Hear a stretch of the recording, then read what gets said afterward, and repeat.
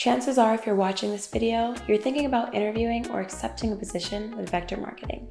Maybe you've scheduled your interview and now you're doing your research to hear about other people's experiences with the company. Let me guess, you've heard some good stuff, but you've heard some bad stuff too. Unfortunately, we live in a world where negativity spreads easier and grabs your attention faster than positive things do. Look at the news, for example. There's always some breaking story that's creating havoc somewhere in the world. And as a result, the negative stuff gets more attention on YouTube too. Stuff like this. And like this. And like this. Here's the crazy thing though. Those people making videos about their experiences with the company, they're not even experiences. They're just their opinions because they never even went to the interview. We call those people heard it's because everything they say, they've only heard it from someone else. But you know, I'm sure it was a reliable source. Twitter. All this is to say, the rest of this video could just be us showing you how basically everything is false.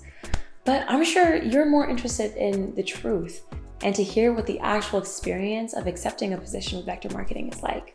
One thing you'll hear a lot about the position is the flexibility of the schedule. I went to a job fair at my school and there was lots of opportunities there, but Cutco and Vector kind of just stood out because you get to make your own schedules and work remotely, and it's got a high base pay. So it's kind of just like, explains itself. Like, why wouldn't you do that?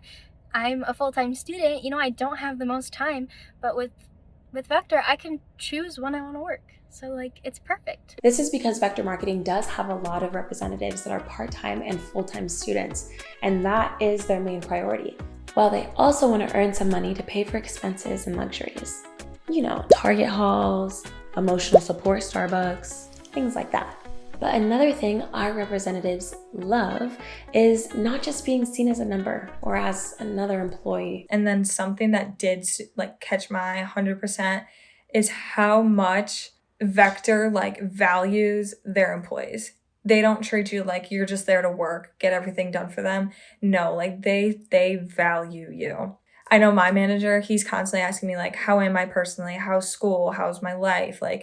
Do you need to cut back on demos? Can you add more? He cares about how I'm doing. And that's super important to me because there's other jobs that I'm sure other people have experienced where you were just there to work. They didn't care how you were mentally and physically doing. So that was something that caught my eye. That's one of those things that no company is going to promote in their job description, but it's something that is very important in the culture of the company.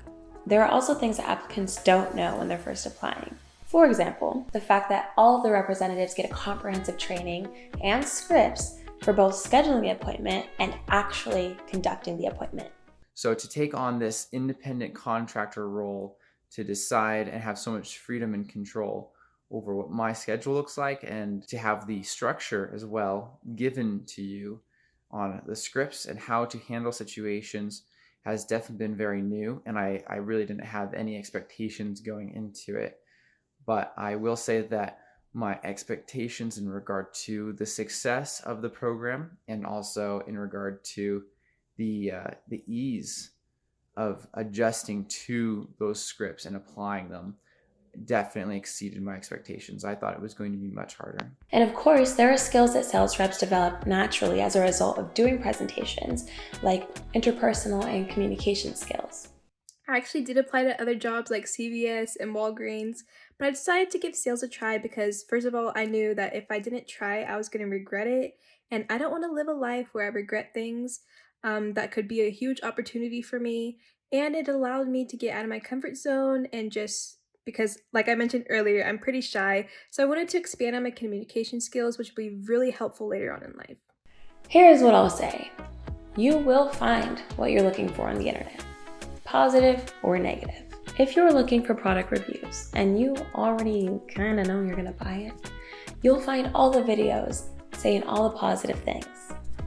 But there are definitely negative reviews too.